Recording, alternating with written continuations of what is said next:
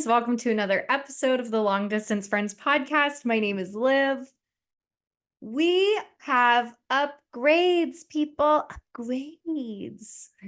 And we have Toots is loving this chair. I'm going to be honest. If you're not watching on YouTube or following me on TikTok, do so now. And you can see these gorgeous, gorgeous, gorgeous studio upgrades, right? Sorry, I'm gonna cut that, but that was a big old burp. I'm drinking a Dr. Pepper. All right, I'm gonna be burping. But the studio is upgraded. We have a love seat. Loves it. Luz, if you could stop nudging the microphone, that would be great. We have a love seat. So Tootie Lou can sit up here in the home studio with us at all times. Gorgeous. It definitely could fit two people really closely. Like if you're trying to be like real handsy with someone, this is a good seat. I got it on TikTok Shop, right? This lovely ensemble here, TikTok Shop. I probably wouldn't sit on it with somebody else. Like I wanted a chair where I could sit crisscross applesauce. It does come with two little pillows. I might move them, honestly. To lose, please. I might move them. I don't know. Might change them out with different pillows, but I'm loving this look. It's pink. It is, I mean, it's couch material. Like I'm not gonna be like, it's soft. It's couch material. It's fabric. What else? We've already discussed the stand. We've got, one of the daisies is dead. Well, that would make sense as to why it wasn't in the water. That's sad. We've got a new mic set up, so we'll figure out what the audio quality is like when we're editing because I don't have headphones in right now. We've got some daisies today, which, fun fact about me, I check before I buy flowers. I always check the are they safe for cats list. And I, for some reason, thought I saw daisies on the non-toxic list because Tootie Lou likes to eat rose petals. He likes to munch. Okay, he's a snack head, all right? He's a snacker. So am I. I can't blame him. But either way, so we have daisies because I thought daisies were non-toxic. Spoiler alert, apparently they are. We have a Dr. Pepper. So I have a list that we will get into, but I am trying to get some guests that like I know are like kind of out of my league because this has been just me kind of like, here's the inside of my brain and here's my thoughts on things and like here's a break from the world for 30 minutes to an hour every Monday. But I have questions. I have big thoughts. I want to learn more things. And what better way to do that than to partner with people? Gonna try to, I have a friend who's been on here before who I'm thinking I might reach out to because they're having new endeavors. And I would love to hear more about that. Speaking of new endeavors for friends that have been on the podcast before, the Trophy Wife, if you remember one of my favorite episodes of all time, the Trophy Wife released yoga pants, sweatshirts. She's got a water bottle that's coming out and the lip oils. She launched her own brand. So I ordered my Trophy leggings, right? My Trophy yoga pants. They are in the mail. You can buy them on TikTok Shop. They're cheaper than Lulu's and she was posting about them. They seem like they're like Lulu quality. So I will have a full review when they come in and I'm so excited. If you follow me on TikTok, you've seen some of my gym videos where I just am a jackass in the gym by myself. And like, I was kind of talking to some people. I was talking to honestly someone today as well about this. Like, how do I take a photo of myself after workout? Cause like, I'm really feeling myself. And like, I've worked really hard. Like for the past 6 months, I've been going at it and like I'm really proud of my results. And she was like, one, there's like really not a way to not be a tool with it, but also the people who think you're being a tool about it are the people that are feeling this lack of confidence in themselves. And I was like, oh, that's a good point. Cause like that's like it's always more of a reflection of how we view ourselves. So like every time that I've seen someone post progress photos or gym photos, and I'm like, it makes me feel bad about me. That's a me thing. It's not somebody else's job to make sure that you don't feel bad about yourself. It's your job to learn how to feel good about yourself. So I've been feeling really good about myself, very proud of myself. I posted a video and had several people that I personally know review my profile. And I was like, what video was it for? Like, I'm just at the point of like calling people out and being like, you viewed my profile this many times. What video was it? One of them was a gym video where I was like, I'm gonna be so fucking naked this summer. It's not even funny.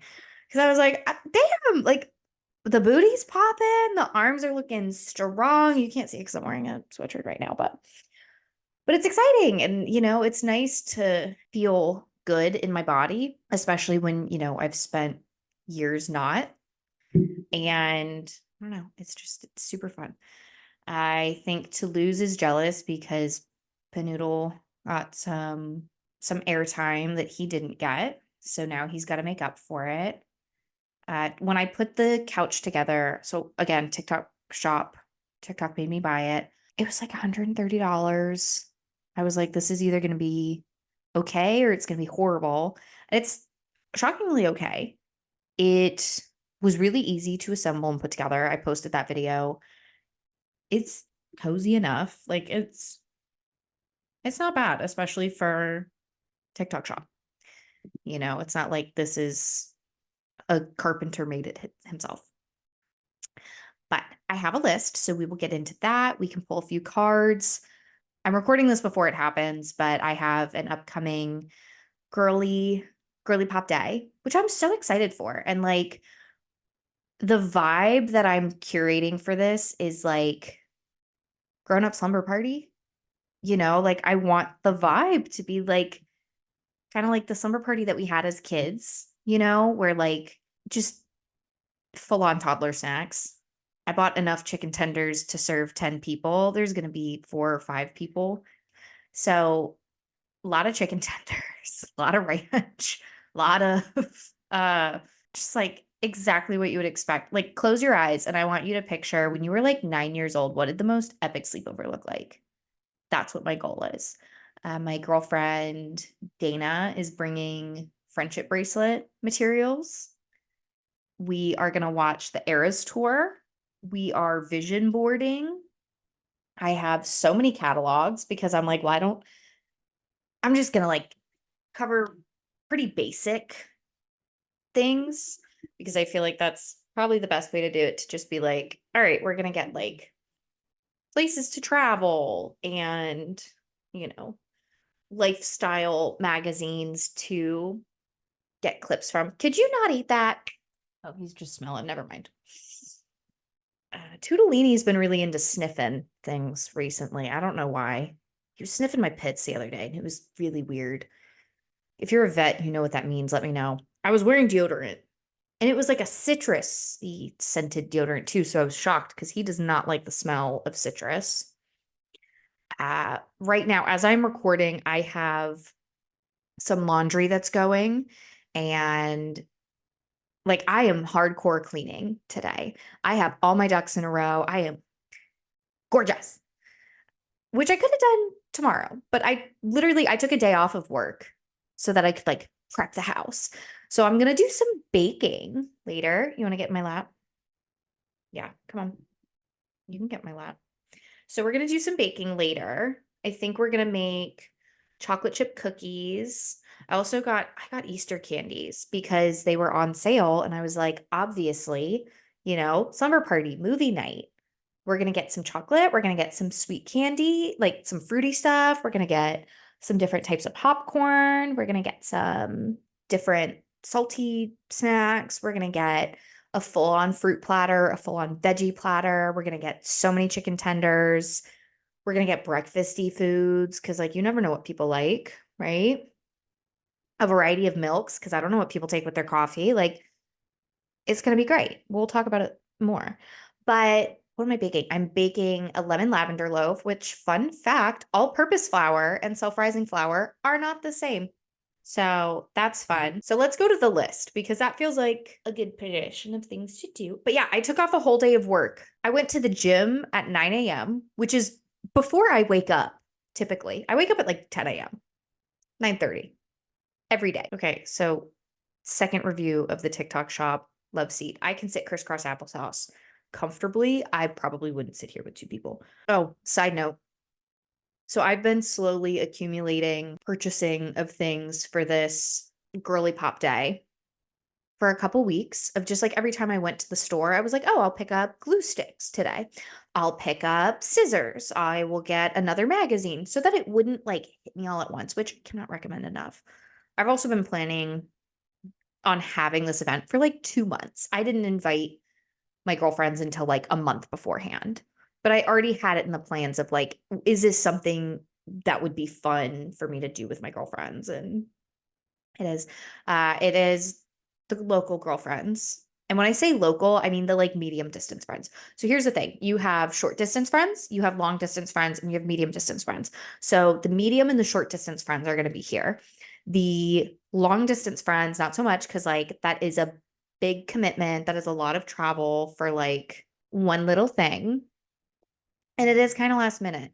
So the short and medium friends are getting to meet each other, which is always so, so, so exciting. Okay. For the list, I have a confession to make. Okay. I have a confession to make. I go through a period every single year for a couple of months at a time where I watch an undisclosed amount of ASMR videos. And it's usually like I'll watch these ASMR videos to fall asleep. But recently it has been the Japanese head spa ASMR videos, right? If you don't know what I'm talking about, I need you to go look it up. I am obsessed with them. I love them. I love watching.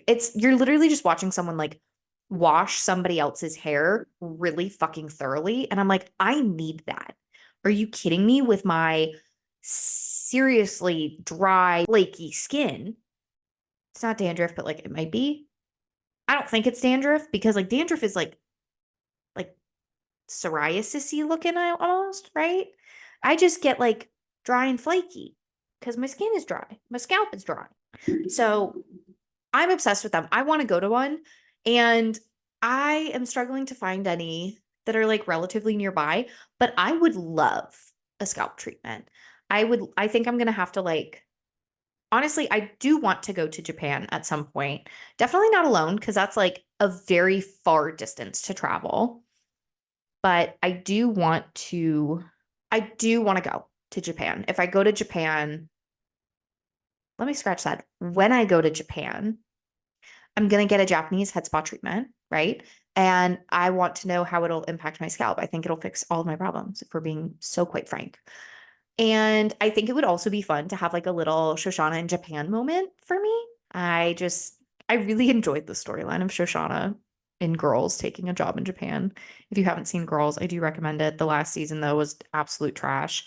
But I do love the character of Shoshana. I feel like spiritually connected to her a little bit. But so the JS, the Japanese head spa ASMR is what I've been falling asleep to a lot recently. Like something about, I'm just thinking about it and like my shoulders are like relaxed. So that's what I've been falling asleep to. And like, it's always been my dirty little secret that I'm like, I fucking love ASMR videos, but not slime ASMR, not the like glue stick ASMR. Hate that. They're paying attention to you ASMR videos. The ones where they're like, you're getting your hair brushed. You're getting a facial. Your friend is doing your makeup and it's like, okay, I'm gonna brush this onto your face. And then it's like, whoosh, whoosh, whoosh. Those. I love those. Is it because maybe I am a little touch starved and lonely? Like I just am not around people? Maybe. But also if someone were to like try to like I'm not like I feel like I used to be a hugger and now I'm like the idea of hugging someone seems so weird. Like I am with some people but not with a lot of other people and it's like so I don't know where it fits in the middle, you know? Like my family I'm like I don't really feel comfortable like and then I have some friends where I'm like hug and then it's I don't know. Like I don't know when that changed in my life, but like I used to do this like I used to be really mindful of like what are the love languages, the love language, the love languages, but for yourself, like how are you meeting those needs for yourself?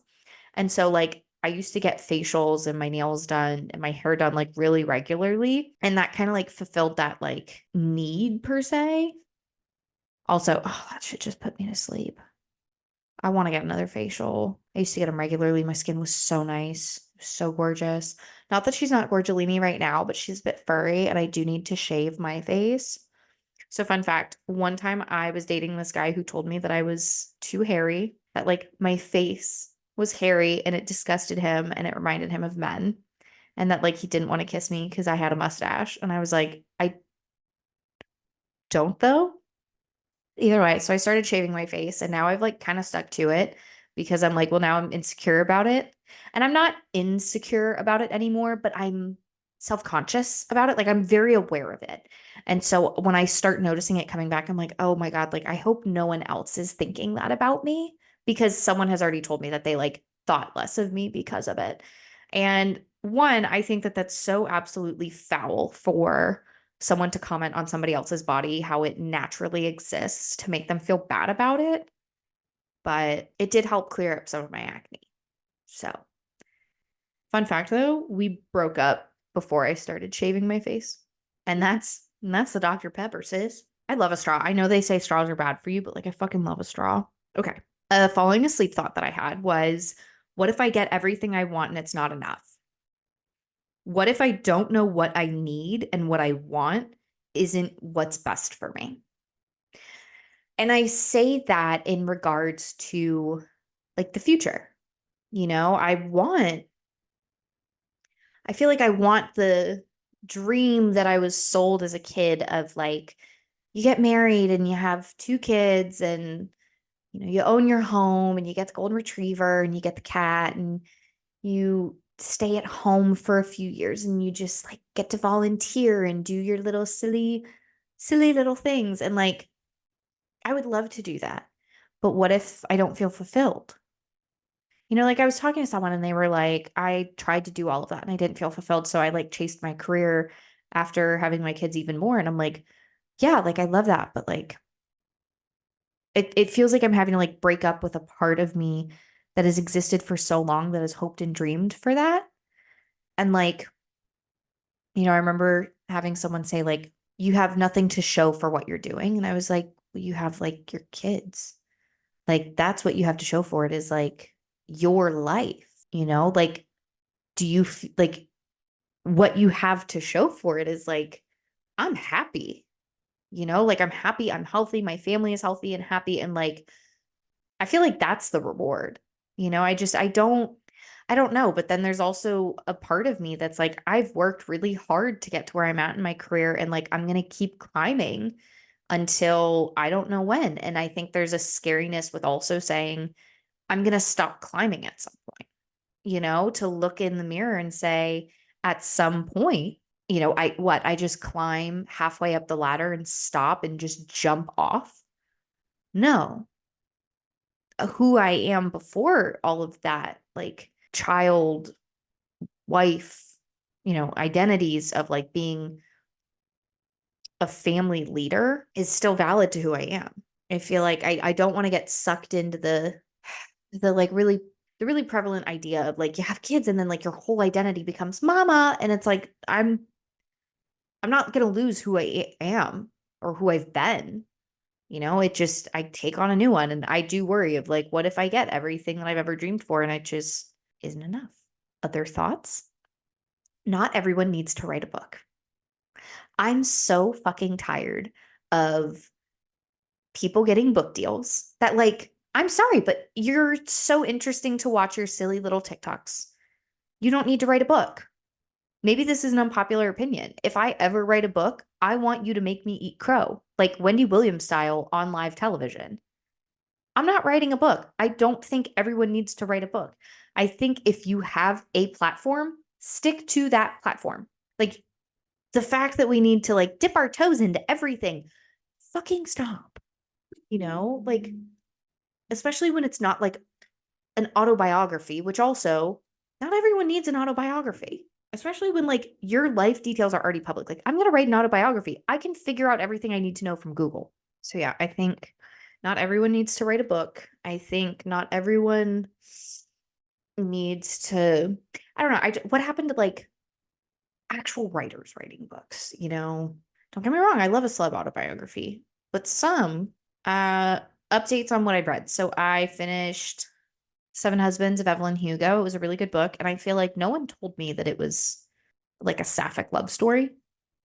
I feel like everything that I saw is just like, it's heartbreaking and it ripped me and like the ending was so sad. I did not feel that way. I thought it was a lovely read. I thought it was a great book. I think that it is very thought provoking. And I think you do feel very large things, but like the ending is incredibly predictable from the beginning. You know, they tell us exactly what's going to happen at the end within the first 15 pages. If you don't want to know, skip ahead because I'm going to spoil it. She kills herself at the end of the book. So the book is following a journalist and Evelyn Hugo. The journalist is personally requested by Evelyn Hugo to interview her for a story for a big auction that she's going to be selling all of her dresses. And the journalist comes and she goes, I don't want that story done. You're going to write my autobiography and you're going to release it when I die. And she's like, well, why me? Whatever. And she's like, well, I read your article on suicide, on like assisted suicide, and that it's like a dignified way to die, whatever. Like it moved me. I felt very, you know, very impressed by how you wrote that and how you gave dignity to the people that were suffering. She was like, oh, like, thank you. And, you know, we hear Evelyn Hugo's life story. We hear about the seven husbands. We hear about how, like, she had one true love of her life and that it was a woman. And because of the times, they were never publicly together, but they, you know, Evelyn had these husbands of convenience that she married one of her best friends because it was convenient for both of them. They decided to have a child together. He ended up getting into a car accident with a man that he was in love with because he was a gay man in, what was it, like the 50s, which was not allowed. She was a gay woman in the 50s, which was not allowed. So like they had a marriage of convenience where like her lover and his lover were married and then they were married. So it was like, oh, the four of them are just on another trip to the Bahamas, whatever. And it was like, no, they're like partner swapping, quote unquote. But she ends up killing herself at the end and is like, all of the people that I've loved have died. You know, my daughter died, my wife died, I like all of my husbands are dead, and I have breast cancer, and I know that it's gonna kill me, and like I'm gonna go on my own terms. And so she kills herself, and like the author kind of puts it together and is like, she's gonna kill herself. Like this is it. You also find out that the author's father, who is dead, was in the car accident that killed one of Elizabeth Taylor. I almost said Elizabeth Taylor. It is apparently loosely based on Elizabeth Taylor, on Evelyn Hugo's, one of her husbands. So that's full on spoiler. If you skipped, sorry. You can go back and listen another time after you've read the book. But it was a good read. I really enjoyed the story. I then read The Dollhouse by Fiona Davis. That one was pretty good. It was kind of a similar style where it's like modern day and trying to figure out a story that happened in the past. So it's like flashbacks back and forth, back and forth. And it was good. It was a pleasant read. I'm currently reading Cultish, and it is about the linguistics of cults. And there was a couple good quotes from it that I wrote down that I will share with you today. Say it like it is honesty isn't actually honesty. It's a lack of filter. Like just because you say it how it is doesn't mean that you're being honest. It just means that you lack control to filter yourself. And I was like, oh, tea. She also said about brainwashing that even if someone has a gun to their head, they are still capable of resisting. And that basically brainwashing like isn't real. The people that are doing things and we are assigning that like they must have been brainwashed. That's why they did that. They had an innate desire to do the thing that we believe they were brainwashed to do. You know, like she gives this example of a man who was trying to be accepted into a cult and that they had rituals for like being brought in, and it involved eating like lamb liver and eyeballs and like gross shit, right? And he kept vomiting it up and he kept eating his vomit and the stuff because he was so desperate to be in the organization. And then at the end of the very gruesome story of it is like the organization was a fraternity. This was at a college. He was 18. He wanted to be in the fraternity, so he was willing to do all of these gross, nasty things. He wasn't brainwashed into doing it. It's the same way that, you know, the people that enter Scientology are like, oh, well, I want to feel belonging. And that's like the baseline of it all is that like we want to feel belonging. We want to feel like we have a place that we're heard and we're seen. And that's why like any fan base is potentially considered a cult. Honestly, by definition, like there is really no good definition of a cult. It doesn't have to be religious, but like fandoms, any kind of like religious affiliation, stuff like that, like kind of all fit the definition of cult. And it's very interesting to hear about like how they all have these different languages and how the like coding of the words that we're saying, like it's so fascinating to me. I've really enjoyed it. And that book is called Cultish. We're gonna read a couple emotions. The most important thing is to try and inspire people so that they can be great in whatever they want to do. That is from Kobe Bryant. Reach out to someone who is working on something meaningful and congratulate them. I think that's a big thing of like, I always try to like really call out the celebratory moments in people's lives because like I feel like we don't show enough of them. Like we only show like I'm getting married, I had a baby, I started a new job, and like I really want to like celebrate more things with people, and I'm so grateful for the girlfriends that I've had that have celebrated things with me. My family hasn't always celebrated the things that I felt like I wanted to celebrate, and it is tough to like look at my dynamics and be like, "Oh, like I don't celebrate with like my whole family. Like I don't turn to them. I turn to my friends. I turn to here. I turn to myself. I turn to my therapist in order to be like, hey, this thing happened and like it feels good. So it's tough, but it's important. And it means so much when the people around you notice, you know, those things that are going on. Inspiration is the purest form of ecstasy. Clement de Crop, my boy, my handsome man. Just kidding. He's not my handsome man. He's handsome though. Have you ever experienced how perishable and fleeting inspiration is? Why not act on inspiration as soon as it arises? So I think about that because, like, this, for example, this platform, this space, right? Like, I had the idea, like, I've listened to podcasts for 6 years and I've always been like, I could do that. I could do that. Like, I don't know. I don't know what I would even talk about. I don't know what I would even do. I, I have always been a creative person.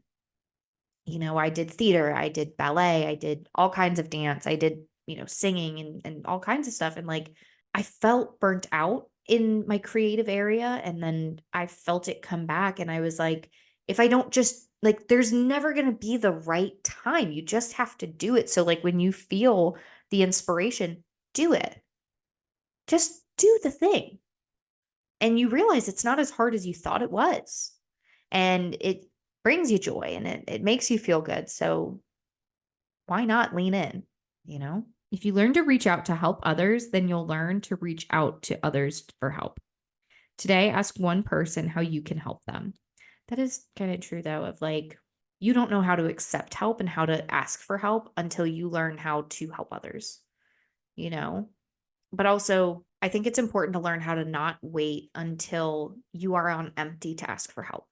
I think it's important to be able to notice when, like, hey, things are starting to feel rocky and reach out to people and be like, hey, I think I need help. And also knowing who your support group is. You know, I know that I have my girlfriends, I know who my immediate circle of like first calls are going to be. Like when something happens, they get a text in the moment of like, shit's going on. I'm feeling all kinds of ways. I just need, you know, your support in this moment. And I know who they are. They know who they are because they get those messages. And then, you know, when things happen after the fact, then I have other people that I reach out to and I'm like, hey, so yeah, I had something go on and then it's over now, thank God. Like, but it happened. It's okay to have friends that are not your like in an emergency, I would call them.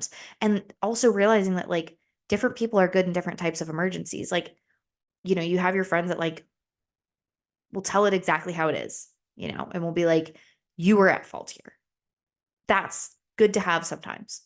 But other times, like you just need someone who's gonna go, I'm sorry, babe, do you just want to hug? And like, actually, let's just order crab rangoons and sit on the couch. And like, if you want to cry, you can cry. If you want to talk about it, you can talk about it. And like, I'm here to listen. I'm here to be there. And even more important, when they call you for that, you answer and you go. Like it's not one-sided. And I think that's a really important thing to learn of like how to also be that friend for someone else of like when you get the phone call of like, hey, I'm struggling, being able to say, okay, I need to go support you because when I tell you, hey, I'm struggling, you support me. And sometimes you don't get that in return. And sometimes it's okay, but like you do need to have that lifeline. So, well, friends, I don't have much else. I love you guys. I appreciate you. Thank you for liking and sharing and keep on going. Okay, let's keep rocking and rolling. Loving the studio updates. Tudolini is really enjoying that he gets his own spot on the couch. Gorgeous. So fun. Yeah. Do you want to say goodbye? Amazing. Well, it's been great. It's been grand. Love you. Have a great week. Parting wisdom for this week, right? If a man or a woman, a romantic partner, if you will, comments on your looks negatively, leave them. All right. Love you. Have a good night. Bye.